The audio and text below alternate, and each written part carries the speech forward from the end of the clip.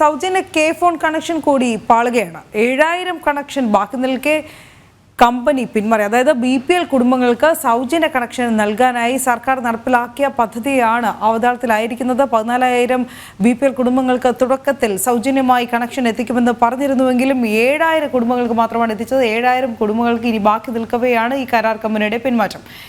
ശാലിനി കൂടുതൽ വിവരങ്ങൾ ചേരുന്നു. ശാലിനി, ഈ കെ ഫോൺ പദ്ധതി ഏറെ കൊട്ടിഘോഷിച്ച സർക്കാർ കൊണ്ടുവന്നതാണ്. അതിന്റെ പ്രചാരണങ്ങൾ തുടക്കത്തിൽ വലിയ രീതിയിൽ സംസ്ഥാന സർക്കാർ നടത്തിയിരുന്നു. അതായത് ഏറ്റവും വലിയ അഭിമാന പദ്ധതിയായിട്ടാണ് പിണറായി സർക്കാർ ഇത് അവതരിപ്പിച്ചതും.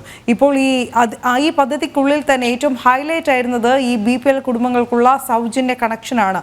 അതിൽ നിന്നാണ് കരാർ കമ്പനി ഇപ്പോൾ പിൻവാങ്ങിയിരിക്കുന്നത്.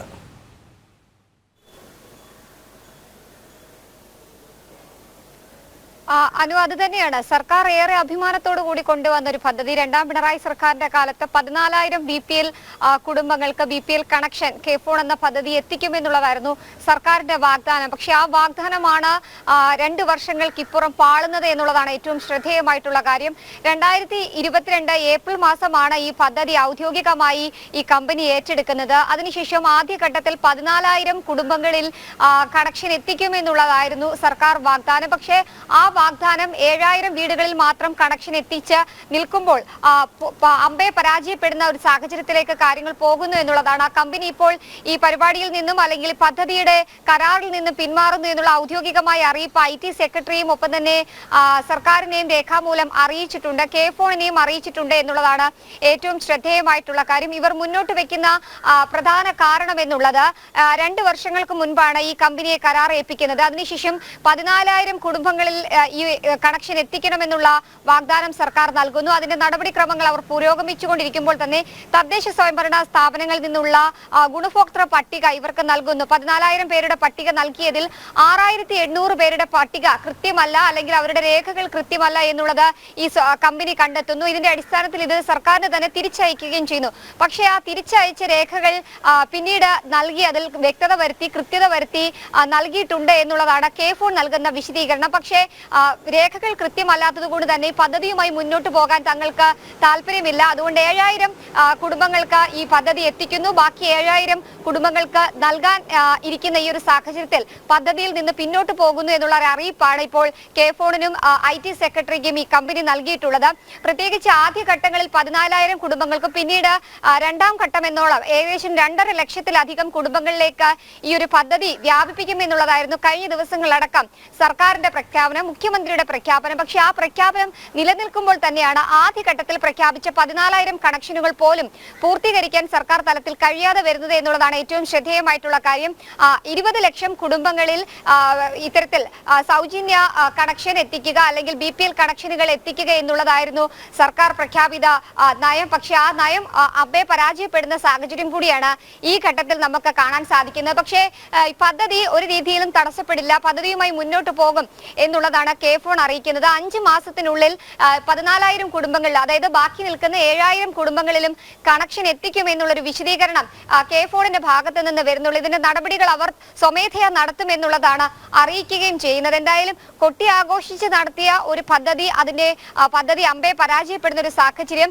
14,000 വീടുകളിൽ കണക്ഷൻ എത്തിച്ച ശേഷം ഔദ്യോഗികമായ ആദ്യഘട്ട ഉദ്ഘാടനം നടത്തും എന്നുള്ളതായിരുന്നു സർക്കാരിന്റെ ഔദ്യോഗിക പ്രഖ്യാപനം. പക്ഷെ ആ പ്രഖ്യാപനമൊക്കെ തന്നെ പരാജയപ്പെടുന്ന ഒരു സാഹചര്യം. കഴിഞ്ഞ ജൂൺ മാസം 1000 വീടുകളിൽ മാത്രം കണക്ഷൻ എത്തിച്ചുകൊണ്ട് പിണറായി തന്നെ ഇതിന്റെ ഉദ്ഘാടനം നടത്തുന്ന ഒരു സാഹചര്യം കൂടി ഉണ്ടായിരുന്നു. എന്തായാലും പരാജയപ്പെടുമെന്ന് മുന്നിൽ കണ്ടുകൊണ്ടാണോ ഇത്തരത്തിലൊരു തിരക്കിട്ട ഉദ്ഘാടന മഹാമഹം നടത്തിയത് എന്നുള്ളൊരു ആക്ഷേപം കൂടി ഈ ഘട്ടത്തിൽ ഉയരുന്നുണ്ട്. എന്തായാലും പദ്ധതിയുമായി മുന്നോട്ട് പോകുമെന്ന് കെ ഫോൺ അറിയിക്കുന്നു. ഔദ്യോഗികമായി ഈ പദ്ധതിയിൽ നിന്ന് പിൻവാങ്ങുകയാണ്. കരാർ പൂർണ്ണമായും 7,000 കുടുംബങ്ങൾക്ക് കണക്ഷൻ എത്തിച്ചുകൊണ്ട് ബാക്കി 7,000 കുടുംബങ്ങൾക്ക് എത്തിക്കാൻ കഴിയാത്ത സാഹചര്യമുണ്ട് എന്നുള്ള ഔദ്യോഗിക അറിയിപ്പ് ഈ ഒരു കമ്പനി കെ ഫോണിനും ഒപ്പം തന്നെ IT സെക്രട്ടറിക്കും നൽകി കഴിഞ്ഞു. അനു, ശാലിനി, ഇത് ഈ സാധാരണക്കാർ എങ്ങനെയാണ് മനസ്സിലാക്കേണ്ടത്? കാരണം ഈ പദ്ധതിയുടെ ഉദ്ഘാടന കർമ്മം മഹാമഹം നടന്നിട്ട് 10 മാസത്തോളം ആകുന്നു. ഈ 10 മാസങ്ങൾക്ക് ശേഷവും ഇപ്രകാരം ഒരു പ്രതിസന്ധി, ഈ തുടക്കത്തിലെ വാഗ്ദാനം പോലും നിറവേറ്റാനാകാതെ സംസ്ഥാന സർക്കാർ ഉള്ളുന്നൊരു സാഹചര്യം. ഈ പരസ്യങ്ങൾ മാത്രമേ ഉള്ളൂ, വാഗ്ദാനങ്ങൾ വാക്കുകളായി മാത്രം നിലനിൽക്കും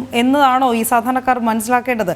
കാരണം ഈ കെ ഫോണിനെ സംബന്ധിച്ചിടത്തോളം നിരവധി പ്രതിസന്ധികളാണല്ലോ. ഒന്ന്, ഈ പ്രവർത്തന മൂലധനം കണ്ടെത്താനാകാത്ത ഒരു വലിയ പ്രതിസന്ധി ഒരു വശത്ത് നിലനിൽക്കവെയാണ് ഈ പദ്ധതിക്കുള്ളിൽ തന്നെ ഏറ്റവും അഭിമാനകരമായി സർക്കാർ ഹൈലൈറ്റ് ചെയ്തിരുന്ന ഈ സൗജന്യ കണക്ഷൻ പദ്ധതി കൂടി ഇപ്പോൾ എങ്ങും എത്താത്ത ഒരു സ്ഥിതിയിലേക്ക് മാറുന്നത്?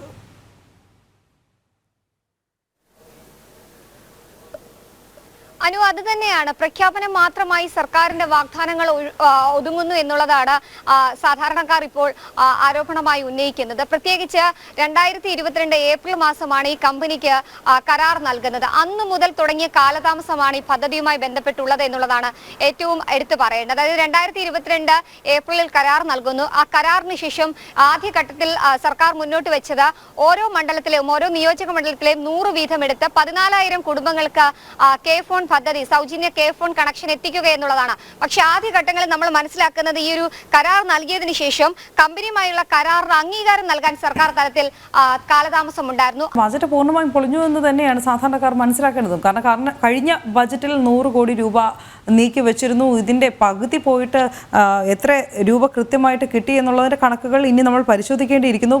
എന്തായാലും പകുതി പോലും ഇതുവരെ കെ ഫോണിന് കൈമാറിയിട്ടില്ല എന്ന് തന്നെയാണ് മനസ്സിലാക്കാൻ കഴിയുന്നത്.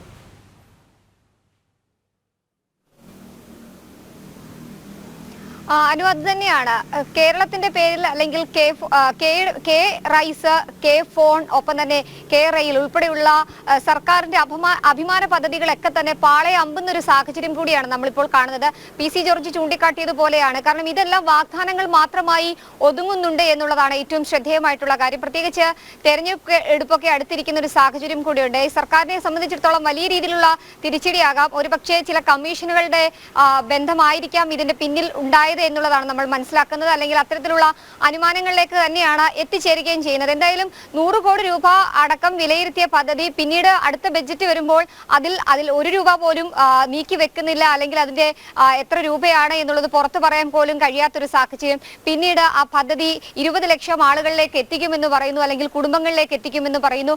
20 ലക്ഷം പോയിട്ട് 10,000 കുടുംബങ്ങൾക്ക് പോലും തികച്ച ആ പദ്ധതിയുടെ ക്ഷേമം എത്തിക്കാൻ സാധിക്കുന്നില്ല എന്നുള്ളതാണ് സർക്കാർ തലത്തിൽ ഏറ്റവും വലിയ വീഴ്ചയായിട്ട് വരുന്നത്. 2022 ഈ പദ്ധതി കെ ഫോൺ കമ്പനിക്ക് നൽകുമ്പോൾ ആദ്യഘട്ടം മുതൽ നമ്മൾ സൂചിപ്പിച്ചതുപോലെ തന്നെ വീഴ്ചകളുടെ ഒരു കൂമ്പാരം തന്നെയായിരുന്നു.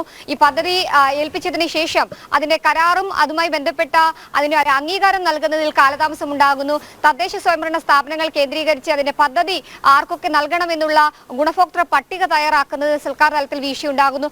തയ്യാറാക്കിയ പട്ടികയിലും ഗുരുതരമായിട്ടുള്ള ക്രമക്കേടുകൾ ഉണ്ടാകുന്നു. അത് ഈ കമ്പനി തന്നെ കണ്ടെത്തി സർക്കാരിനെയും തദ്ദേശ സ്വയംഭരണ സ്ഥാപനങ്ങളെയും അറിയിക്കുന്നു.